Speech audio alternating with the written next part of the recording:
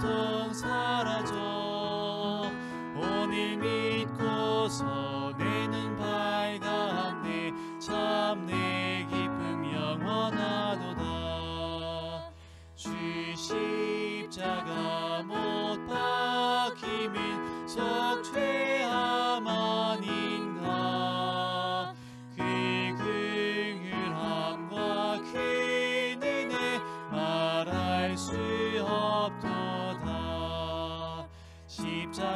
십자가 내가 처음 볼 때에 나의 맘에 큰 고통 사라져.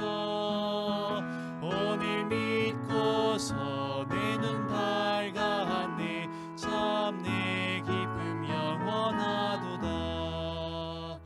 나 언제나 이 큰 빛을 다 갚으오리까. 이 몸 밖에 더 없어서 이 몸 바칩니다.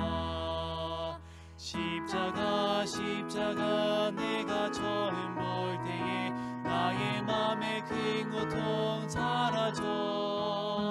오늘 믿고서 내 눈 밝았네. 참 내 기쁨 영원하도다. 하늘에 계신 우리 하나님 아버지, 세상의 많은 사람들 중에 우리를 선택하시어 하나님이 종으로 쓰임을 받게 해주시니 감사드립니다. 세상 삶에 지치고 힘들 때 주님을 찾게 해주시고 엄마의 품처럼 쉼을 허락해 주심 또한 감사드립니다. 나의 도움이 언제나 천지를 지으신 여호와께 나옴을 기억하고 주님을 굳게 붙잡고 살 수 있도록 도와주시옵소서. 이 코로나가 빨리 종식되어 얼굴과 얼굴을 마주보며 우리가 살 수 있도록 도와주시옵소서. 언제나 우리를 사랑하시는 예수님의 이름으로 기도드렸사옵나이다. 아멘. 성도 여러분 안녕하십니까? 6월의 첫 안식일이 시작되는 저녁입니다. 오늘도 저와 함께 2기 교과를 공부해 보도록 하겠습니다. 우리는 계속해서 영원한 하나님의 언약이라는 큰 주제로 공부를 하고 있습니다. 오늘은 제10과 새 언약을 함께 공부하도록 하겠습니다. 먼저 기억절 말씀을 살펴보겠습니다. 예레미야 31장 31절에 있는 말씀입니다. 같이 읽습니다. 시작. 여호와의 말씀이니라. 보라, 날이 이르리니 내가 이스라엘 집과 유다 집에 새 언약을 맺으리라. 구약 성경에서 단 한 번 등장하고 있는 이 새 언약이라는 표현이 오늘 기억절을 통하여 나타나고 있습니다. 좀 더 자세한 내용은 일요일과 월요일 공부를 하시면서 다루도록 하겠습니다. 우리는 지금까지 아담 언약, 노아 언약, 아브라함 언약, 그리고 시내산 언약을 공부했습니다. 그런데 갑자기 새 언약이 등장합니다. 10과부터 13과까지는 모두 새 언약에 관한 내용인데요. 과연 이 새라는 뜻이 어떤 의미인지, 그럼 이 새 언약 이전의 언약은 헌 언약, 구식 언약, 그리고 잘못된 언약이란 뜻인지 오늘 공부를 통하여 함께 살펴보도록 하겠습니다. 아래 회색 박스의 이야기를 읽고 나시면 새 언약이 어떤 의미에서 새라고 표현했는지 조금은 이해하기가 쉬울 것 같습니다. 우리 함께 아래 이야기를 살펴보겠습니다. 제가 읽습니다.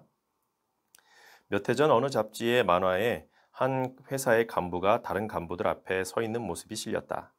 그는 합성세제 한 박스를 들고 다른 남녀들에게 보여주고 있었다.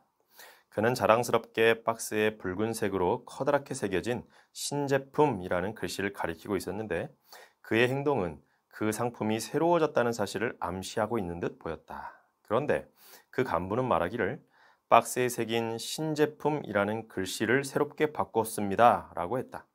다시 말하면 내용물은 똑같고 단지 박스에 새겨진 신제품이라는 글씨체를 새롭게 바꾸었다는 말이었다. 어떤 의미에서 누군가는 새 언약도 이와 비슷하다고 말할 수 있겠다. 새 언약의 기초와 우리를 향한 언약의 기본적인 소망과 언약의 조건은 옛 언약에서 발견되는 것과 같다.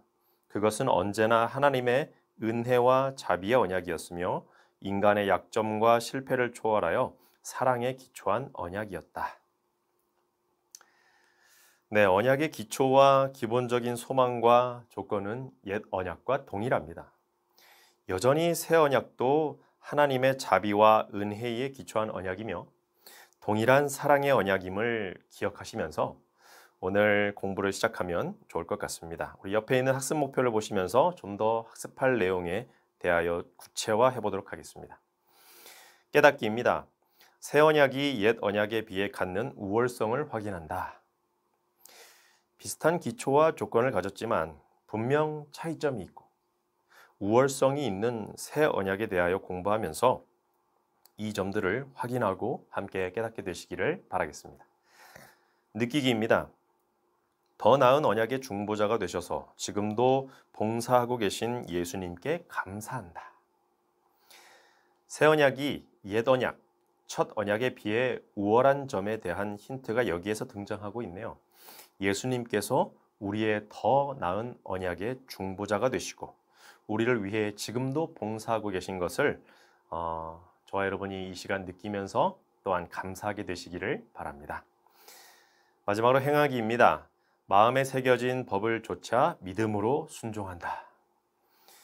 이제는 돌비에서 옮겨져서 우리의 마음에 하나님의 법들을 새기기 원하시는 새 언약의 법을 따라 믿음으로 순종하는 저와 여러분의 생애가 되시기를 바라면서 우리 함께 일요일 소재로 가보도록 하겠습니다. 일요일입니다. 보라, 날이 이르리니. 먼저 예레미야 31장 31절로 34절의 말씀을 찾아서 함께 읽어보도록 하겠습니다. 이 말씀을 잘 읽으시면 이 말씀 속에서 오늘 공부할 내용들을 상당 부분 이해할 수 있게 됩니다. 우리 성경을 다 찾으셨나요? 제가 읽겠습니다. 여러분도 함께 눈으로 혹은 소리를 내어서 읽으셔도 좋을 것 같습니다. 31절입니다. 여호와의 말씀이니라. 보라, 날이 이르리니 내가 이스라엘 집과 유다 집에 새 언약을 맺으리라. 이 언약은 내가 그들의 조상들의 손을 잡고 애굽 땅에서 인도하여 내던 날에 맺은 것과 같지 아니할 것은 내가 그들의 남편이 되었어도 그들이 내 언약을 깨뜨렸음이라. 여호와의 말씀이니라. 그러나 그날 후에 내가 이스라엘 집과 맺을 언약은 이러하니 곧 내가 나의 법을 그들의 속에 두며 그들의 마음에 기록하여 나는 그들의 하나님이 되고 그들은 내 백성이 될 것이라. 여호와의 말씀이니라. 34절입니다. 그들이 다시는 각기 이웃과 형제를 가리켜 이르기를 너는 여호와를 알라 하지 아니하리니 이는 작은 자로부터 큰 자까지 다 나를 알기 때문이라. 내가 그들의 악행을 사하고 다시는 그 죄를 기억하지 아니하리라. 여호와의 말씀이니라. 31절에 새 언약이라는 표현은 구약에서 단 한 번 사용되었습니다. 여기서 새라는 의미로 사용된 히브리어 단어는 하다슈인데요. 이 표현의 의미를 살펴보면 우리가 새 언약이라는 뜻이 무엇인지 좀 더 쉽게 이해할 수 있을 것 같습니다. 먼저 하다슈는요, 새롭게 하다, 그리고 회복시키다 라는 의미가 있습니다. 두 번째 의미로는요, 이전과 다른 질적으로 새로운 것의 의미를 나타낼 때 사용하는 단어입니다. 즉, 신의 언약을 갱신하고 회복하며 영구적으로 지속시키는 언약이라고 이해할 수 있겠습니다. 교과 내용에 첫 번째, 누가 언약을 주선하는가? 라는 질문부터 한번 쭉 살펴보겠습니다. 누가 언약을 주선하는가? 바로 여호와 하나님께서 내가 라고 이야기하시면서 이번에도 마찬가지로 여호와께서 그 언약을 제안하시고 주선하시는 분이심을 나타내고 있습니다. 두 번째, 여기서 말하는 법은 누구의 법을 가리키는가? 모세와 시내산에서 맺으신 율법에 대하여 말씀하고 계신 것이죠. 세 번째, 하나님께서 당신의 백성들과 맺기를 원하는 관계는 무엇인가? 남편과 아내의 관계가 되기를 원하신다라고 말씀하고 계십니다. 네 번째는요, 하나님의 어떤 행위가 당신의 백성들을 위한 언약 관계의 기초인가? 그들의 악행을 사하고 죄를 기억하지 아니하신다라는 표현에서 나타나는 것처럼 우리를 용서하시고 또한 구원하시기 원하시는 하나님의 마음이 바로 언약의 핵심 사상이라고 할 수 있겠습니다. 다시 말씀드리면 이스라엘 백성들이 시내산 언약을 맺을 때에 우리가 다 순종하겠다라고 했지만 결국 그들은 불순종했고 그럼에도 불구하고 다시 찾아오시는 하나님의 모습이 나타나는 언약이 바로 새 언약입니다. 옛 언약에 문제가 있었던 것이 아니라 언약을 파기한 그 사람에게 문제가 있어서 하나님께서는 새 언약을 제안하시고 맺으시기 원하시는 것입니다. 문제는 늘 사람에게 있고요. 해답은 늘 하나님께 있다는 사실을 저와 여러분이 이 시간 다시 한번 기억하게 되시기를 간절히 바랍니다.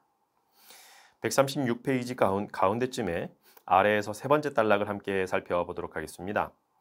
새 언약이 시내산에서 이스라엘 백성과 더불어 체결했던 옛 언약과 크게 다르지 않다는 것은 분명한 사실이다.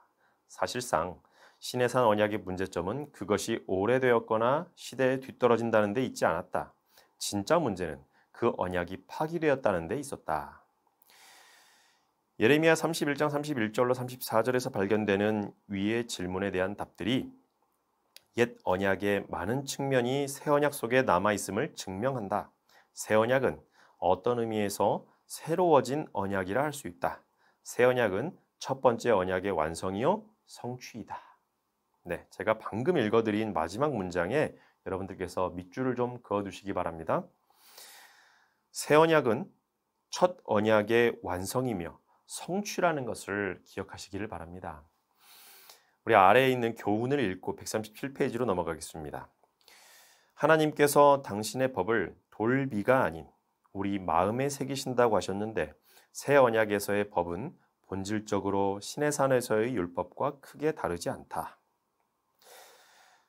새 언약은 시내산에서의 율법으로 맺은 언약과 다르지 않으며 돌비 대신에 신비, 즉 우리의 마음에 새기시는 율법의 언약이라는 사실을 우리가 배우게 되는 것입니다. 때로는 새 언약의 시대에는 더 이상 율법의 의미가 없으며 서로 사랑하고 하나님을 사랑하기만 하면 된다는 식의 이야기를 하는 사람들이 종종 있지만 성경은 새 언약이 율법으로 맺은 언약을 파기한다고 가르치지 않습니다. 오히려 그 법을 우리 마음 가운데 새겨서 이 율법이 예수님 안에서 우리 삶의 변화로 나타나는 생애를 통해 하나님의 새 언약의 백성인지 그리고 새 언약의 백성이 아닌지를 나타낸다고 가르치고 있는 것이죠. 우리 함께 137페이지 묵상과 적용 부분을 함께 읽어보도록 하겠습니다. 묵상 질문 아랫단락 밑에서 세 번째 줄부터 제가 읽어드립니다. 그리스도 안에서 진실한 마음으로 받아들일 때 율법은 영원한 세대를 통하여 우리에게 기쁨을 줄 품성의 순결성을 이루도록 역사할 것입니다. 기쁨으로 순종하는 이들에게 율법은 보호의 장벽이 될 것입니다. 적용 질문입니다. 우리 마음속에 새겨진 하나님의 법이 우리의 삶을 변화시키게 하도록 어떤 결심이 필요할까요? 네, 어떤 과정과 또 어떤 결심이 필요할까요? 여러분도 지금 한번 생각해 보시기를 바랍니다. 첫째는 우선 우리 마음속에 하나님의 법이 새겨지는 것이 선행되어야 할 것이라고 저는 생각합니다. 하나님의 법이 마음에 새겨지려면 율법을 주야로 묵상하는 연습이 필요하겠죠. 어떤 의미에서 연습이라기보다는 삶의 한 부분이 되어야 할 것입니다. 그리고 마음에 새겨진 법이 우리의 삶 속에 순간순간마다 하나님의 뜻에 합당하게 선택하는 모습으로 나타난다면, 그렇게 우리의 삶에 드러난다면 그것이 바로 하나님의 법이 우리의 삶을 변화시키는 것이 아닐까 저는 이 시간 생각을 해보게 되었습니다. 우리 아래에 있는 영감의 교훈을 읽고 월요일 소재로 넘어가도록 하겠습니다. 옛 언약과 새 언약의 비교. 복음은 율법의 주장을 약화시키지 않으며 오히려 율법을 높이고 존귀케 한다. 새 언약 아래서 요구되는 것은 옛 언약 아래서 요구된 것에 비하여 조금도 덜한 것이 없다. 아무도 육신적인 안이란 생각으로 믿음이야 어떻든지 생애가 아무리 불완전하든지 성실하기만 하면 하나님께서 용납하시리라는 즐거운 망상을 해서는 안 된다. 하고 가룟복음 기별 1권 374페이지에 기록된 말씀을 이렇게 발췌해 두었습니다. 마지막에 읽은 부분이 참 마음에 와닿기도 하고 또 때로는 찔리기도 하는 문장입니다. 아무도 육신적인 안일한 생각으로 믿음이야 어떻든지 생애가 아무리 불완전하든지 성실하기만 하면 하나님께서 용납하시리라는 이것이 우리의 망상이라는 것이죠.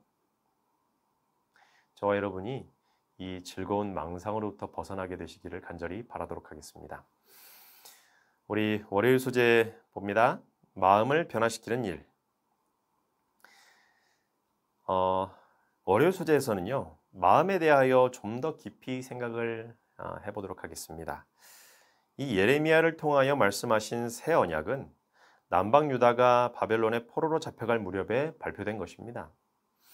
이스라엘 백성들의 절망적인 순간에 하나님께서는 예레미야를 통하여 희망의 기별, 그리고 다시 언약을 세워서 너희를 회복시키겠다는 말씀을 하시는데, 이때에 하나님께서 말씀하신 부분이 바로 마음의 새롭게 됨입니다. 우리 예레미야 31장 33절에 마음에 새기시겠다고 표현하신 부분을 주목해서 살펴보아야 합니다. 왜 하나님께서는 마음에 새기시겠다고 하셨을까요? 아마 우리 삶의 모든 문제, 그리고 죄의 모든 문제가 사람의 마음에서부터 시작되는 것을 아시기 때문이겠죠. 예레미야 17장 9절에 다음과 같이 말씀하고 있습니다. 만물보다 거짓되고 심히 부패한 것은 마음이라. 심히 부패한 것은 무엇이라고요? 우리의 마음이라고요. 사람의 죄는 결국 마음에서부터 생기죠. 우리 마가복음 7장 21절로 23절에 있는 말씀을 이어서 살펴봅니다. 속에서 곧 사람의 마음에서 나오는 것은 악한 생각, 곧 음란과 도둑질과 살인과 간음과 탐욕과 악독과 속임과 음탕과 질투와 비방과 교만과 우매함이니 23절입니다. 이 모든 악한 것이 다 속에서 나와서 사람을 더럽게 하느니라. 사람의 마음에서 나오는 것은 악한 생각, 모든 악한 것은 다 속에서 나와서 사람을 더럽게 한다고 말씀을 하고 있습니다. 결국 사람의 마음이 문제인데요. 하나님께서는 새 언약을 통해 그분의 영을 우리에게 허락하시고 우리의 마음을 변화시키시기 원하신다는 사실을 오늘 저와 여러분이 다시 한번 깨닫고 성령의 능력을 통하여 변화된 생애를 살게 해달라고 간구하게 되시기를 간절히 바랍니다. 부조화 선지자 371페이지에는요, 다음과 같이 당시 언약을 파기했던 이스라엘 백성들의 상태에 대하여 설명을 해주고 있습니다. 제가 읽어드리겠습니다. 백성들은 그들의 마음의 죄악과 그리스도 없이는 그들이 하나님의 율법을 지킬 수 없다는 것을 인식하지 못하면서도 선뜻 하나님과 언약을 맺었다. 자신들의 의의를 세울 수 있으리란 생각으로 그들은 여호와의 모든 말씀을 준행하리라고 선언하였다. 그러고도 불과 몇 주일이 지나지 않아 하나님과의 언약을 깨뜨리고 새긴 우상에 엎드려 경배하였다. 그들은 그들이 깨어버린 언약을 통해 하나님의 은총을 바랄 수 없었다. 그러나 그들의 마음에 새겨져야 할 더 큰 진리가 있었다. 그들은 우상 숭배와 부패 가운데 살았으므로 하나님의 거룩하심, 그들의 마음속에 가득 찬 죄악, 그들 스스로는 하나님의 율법을 순종하기에 전혀 무능함, 구세주의 필요 등에 대하여 바른 개념을 가지고 있지 않았다. 이 모든 것을 그들은 배워야 하였다. 여러분, 이스라엘 백성들의 마음의 문제를 네 가지로 정리해보면 다음과 같습니다. 첫째, 하나님의 거룩하심을 깨닫지 못하였습니다. 두 번째로는 마음속에 가득 찬 죄악을 깨닫지 못했고요. 세 번째는 스스로 율법을 순종하기에 무능함을 알지 못했습니다. 그리고 마지막 네 번째로는요, 구세주의 필요를 깨닫지 못했다는 것입니다. 결국 새 언약은 새 마음을 주시는 언약인 것입니다. 교과책 138페이지 맨 아랫 단락의 성경절들을 찾아서 한번 함께 살펴보도록 하겠습니다. 에스겔 11장 19절입니다. 내가 그들에게 한 마음을 주고 그 속에 새 영을 주며 그 몸에서 돌 같은 마음을 제거하고 살처럼 부드러운 마음을 주어. 에스겔 18장 31절입니다. 너희는 너희가 범한 모든 죄악을 버리고 마음과 영을 새롭게 할지어다.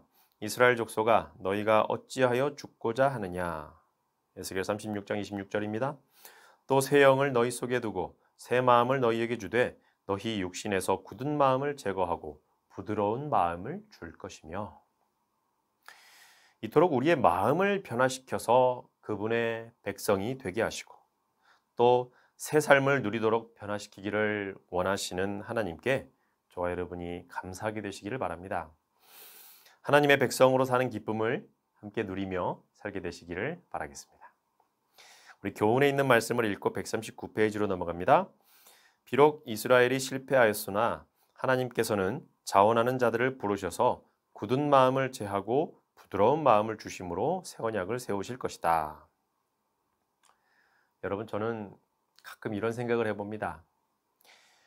우리가 믿고 있는 모든 교리들, 알고 있는 성경의 모든 진리들과 말씀들은 참된 것인데, 진리인데 우리의 삶의 모습은 우리가 믿고 있는 또 알고 있는 진리를 많이 못 따라가고 있는 것이 아닌가 하는 그러한 생각입니다. 사랑이 없는 모습, 또 예수 그리스도를 향하여 열정이 없고 너무나도 차갑고 식어 있지는 않은지, 다른 사람들에게 너그럽지 않은 사람으로 살고 있지는 않은지, 때로는 불친절한 삶을 살고 있는 것은 아닌지 저와 여러분이 자주 돌이켜 봐야 한다고 생각합니다. 우리 139페이지에 영감의 교훈을 읽고 우리 화요일 소재로 넘어가도록 하겠습니다. 성령으로 새로워진 마음의 특징. 세속적 마음을 가진 사람은 하나님의 말씀을 명상하는 데서 기쁨을 발견하지 못한다. 그러나 성령으로 새로워진 마음을 가진 사람에게는 성경에서 거룩한 미와 하늘의 빛이 비춰온다. 지뢰봉사 406페이지에 있는 말씀입니다. 여러분, 성령으로 새로워진 마음을 가진 사람, 정말 감동적인 표현이지 않습니까? 저와 여러분이 성령 하나님의 능력을 통하여 새로워진 마음을 받게 되시고 새 언약의 백성으로 살아가게 되시기를 간절히 바랍니다. 한 장 넘겨보겠습니다. 화요일 소재입니다. 옛 언약과 새 언약. 먼저 예레미야 31장 33절과 이사야 56장 6절 7절을 읽고 난 후에 교과의 내용을 살펴보도록 하겠습니다. 그러나 그날 후에 내가 이스라엘 집과 맺을 언약은 이러하니, 이사야입니다.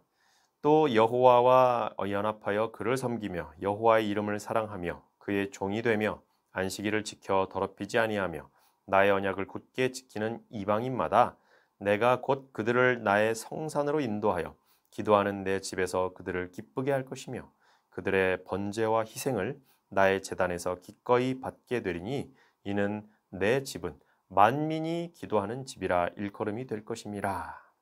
이사야 56장 6절과 7절에 있는 말씀입니다. 여러분, 이 말씀들을 기억하시면서 교과 140페이지 맨 윗단락을 읽어보겠습니다. 예레미야는 새 언약이 이스라엘 집에 세워질 것이라고 진술하였다. 그렇다면 이 말은 문자 그대로 아브라함의 후손으로서 혈통과 출생에 의해 유대인이 된 자들만이 언약을 받게 된다는 뜻인가? 그렇지 않다. 사실 구약 시대에도 그렇지 않았다. 물론 히브리 민족에게 언약이 주어진 것은 사실이었다. 그러나 그들 외에 다른 사람들에게 완전히 배제된 것이 아니었다. 오히려 정반대로 유대인과 이방인이 다 약속에 참여하도록 초대되었다. 그러나 그들이 그 언약에 들어가기로 동의해야만 했다. 이 사실은 오늘도 마찬가지이다. 여러분, 우리 하나님께서는 구원을 두고서 그 어떤 차별을 하신 일이 없으시다는 사실을 이 시간 꼭 기억하시기를 바랍니다.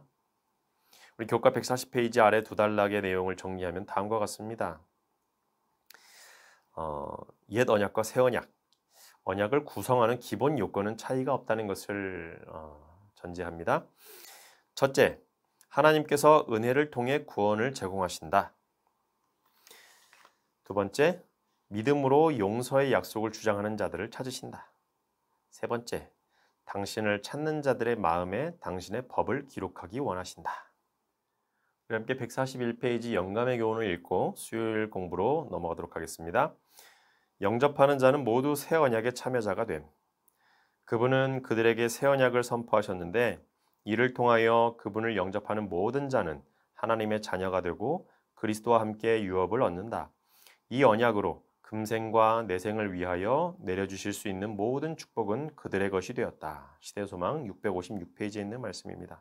여러분, 차별이 없으신 하나님께서 여전히 우리를 찾으시고 구원하기를 원하시고 그분의 언약의 백성이 되게 하셔서 우리로 그분의 말씀과 또 율법 안에서 살게 하기 원하신다는 사실을 오늘 이 시간 꼭 기억하시기 바랍니다. 이제 수요일 소재로 넘어갑니다. 더 좋은 언약. 여러분 두 언약의 다른 점을 좀 생각해 보겠습니다. 옛 언약과 새 언약은 동일한 기본 요건인데 왜 새 언약을 더 좋은 언약이라고 표현했을까요? 사실 성경에는 새 언약이라는 말은 나오지만 옛 언약이라고는 표현한 적이 없습니다. 다만 히브리서를 통하여 첫 언약이라는 표현이 사용되었습니다. 히브리서 8장 7절 그리고 9장 1절 그리고 9장 15절과 18절에 기록되어 있는 표현입니다. 옛 언약이라는 표현은 말이죠. 언약이 낡고 오래되었다는 뜻이 아닙니다. 먼저 있었던 언약이요 원조 언약이라는 뜻입니다. 우리 함께 교과 142페이지 맨 마지막 단락을 읽어보도록 하겠습니다. 옛 언약의 문제점은 언약 그 자체에 있었던 것이 아니라 백성들이 믿음으로 그것을 붙잡지 못한 데 있었다. 새 언약이 옛 언약보다 더 나은 까닭은 옛 언약에서 동물의 희생을 통해서만 계시되었던 것을 이제는 예수께서 친히 오셔서 몸소 죽임을 당하시고 대제사장의 직분을 맡으심으로 더 밝은 계시를 주셨기 때문이다. 다시 말하면 옛 언약에서 제공된 구원과 새 언약에서 제공된 구원은 같은 것이다. 그러나 새 언약에는 타락한 인류를 향한 하나님의 언약과 사랑이 더욱 풍성하고 완전하게 나타나 있다. 구약에서 성소 봉사를 통해 상징과 표상을 통해서만 가르쳐져 왔던 모든 것들이 예수님의 죄 없는 생애와 죽음과 대제사장의 직분을 통해 그분 안에서 완전한 성취를 보게 된 것이다. 여러분, 새 언약이 첫 언약보다 나은 이유에 대하여 몇 가지 정리해 봅니다. 첫 번째로는 동물의 피가 아닌 예수 그리스도의 피가 중심이 된다는 것입니다. 두 번째로는요, 표상과 상징의 완전한 성취이기 때문에 더 낫다는 것입니다. 그림자로 보던 것을 실제로 보기 때문에 그렇죠. 셋째로는요, 대제사장의 직분으로 더 밝은 계시를 주셨다는 것입니다. 네 번째로는요, 하나님의 언약과 사랑이 더욱 풍성하고 완전하게 나타났다는 것입니다. 여러분, 하나님께서 주시는 것 중에 우리 여호와 하나님께서 사람들에게 주시는 것 중에 나쁜 것은 하나도 없습니다. 언약도 마찬가지죠. 첫 언약으로 좋은 것을 주시고요. 그리고 새 언약으로 더 좋은 것을 주셨습니다. 우리 함께 143페이지 영감의 교훈을 읽고 마지막 목요일 소재를 살펴보도록 하겠습니다. 더 나은 제사가 더 좋은 언약을 만듦. 그리스도를 예표하던 희생제사는 끝났다. 그러나 사람들은 세상의 죄를 위하여 바쳐진 참된 희생제물에 눈을 돌렸다. 지상의 제사장 직분은 끝났다. 그러나 우리는 새 언약의 중보이신 예수와 및 아벨의 피보다 더 낫게 말하는 뿌린 피를 바라본다. 시대소망 166페이지에 있는 말씀입니다. 모든 제사제도의 원형이신 예수님께서 오셔서 십자가를 지심으로 더 나은 제사를 드리시고 그분의 피로 인한 언약을 맺으셨기 때문에 이제는 우리가 더 좋은 언약의 백성이 되었다는 말씀입니다. 우리 함께 한 장 넘겨서 목요일 소재를 살펴보겠습니다. 목요일 새 언약의 제사장입니다. 먼저 히브리서 10장 1절과 4절에 있는 말씀을 살펴봅니다. 율법은 장차 올 좋은 일의 그림자일 뿐이요 참 형상이 아니므로 해마다 늘 드리는 같은 제사로는 나아오는 자들을 언제나 온전하게 할 수 없느니라. 이는 황소와 염소의 피가 능히 죄를 없이 하지 못함이라. 저와 여러분이 이미 알고 있다시피 성소제도는 첫 언약의 진리를 가르치는 한 방편이었습니다. 그리고 성소 봉사의 핵심은 희생과 중보였죠. 그 핵심인 동물의 제사에서는 동물이 인간의 죄를 대신해 희생되었고요. 그 모든 과정이 예수님 안에서 발견되는 구원의 상징들이었지 그 짐승의 피 자체에는 구원이 있지 못했습니다. 교과 134페이지 아래에서 두 번째 단락의 설명을 함께 읽어봅니다. 이 모든 희생제물과 그에 수반된 제사장의 중보는 그리스도 안에서 완전히 성취되었다. 예수께서 희생제물이 되심으로 말미암아 새 언약을 위한 피의 근거가 마련되었다. 그리스도의 보혈은 새 언약을 비준하였고 시내산에서의 언약과 그 희생제물들을 낡은 것 또는 무익한 것이 되게 하였다. 참된 희생이 단번에 드려진 것이다. 그리스도께서 죽으심으로 더 이상 동물의 희생이 필요하지 않게 되었다. 지상성소의 봉사는 그 역할을 마치게 된 것이다. 여러분 초기 문집 253페이지를 보시면요. 예수님께서 십자가에서 운명하실 때에 성소의 휘장이 위로부터 아래로 찢어진 장면에 대하여 다음과 같이 설명을 해주고 있습니다. 제가 그 부분을 찾아서 읽어드리도록 하겠습니다. 예수께서 갈바리에서 운명하실 때 그가 다 이루었다고 외치자 성소의 휘장이 위로부터 아래로 찢어졌다. 그것은 지상 성소에서의 봉사가 영원히 끝났고 하나님께서는 그들이 드리는 희생제물을 받으시기 위하여 더 이상 지상 성소에서 제사장들을 만나시지 않을 것을 보여주는 것이다. 그때 예수께서 피를 흘리셨으며 그 피를 가지고 친히 하늘 성소에서 드리신 것이다. 여러분 이제 이 부분에 대하여는 다음 11과에서 좀 더 자세하게 연구하고 또 살펴보도록 하겠습니다. 우리 함께 145페이지 아래에 있는 영감의 교훈을 읽고 오늘 교과를 마무리하도록 하겠습니다. 그리스도는 새 언약의 대제사장. 여기 새 언약의 성소가 나타나 있다. 첫 언약의 성소는 사람이 치고 모세가 세운 것이었으나 이 성소는 사람이 친 것이 아니요 하나님께서 치신 것이다. 먼저 있던 성소에서는 이 세상의 제사장들이 봉사하였으나 나중 성소에서는 하나님의 우편에 앉으신 우리의 대제사장 그리스도께서 봉사하고 계신다. 각시대의 대쟁투 413페이지에 기록된 말씀입니다. 하늘 성소에 계셔서 오늘도 우리를 위해 쉬지 않고 봉사하시는 대제사장이신 예수 그리스도를 기억하시면서 매일 담대하게 하나님의 은혜의 보좌 앞으로 나아가시는 저와 여러분이 되시기를 간절히 바라면서 오늘 교과 말씀을 마치도록 하겠습니다. 은혜로우신 아버지 하나님, 이 귀한 저녁에 새 언약을 배우게 하시니 감사합니다.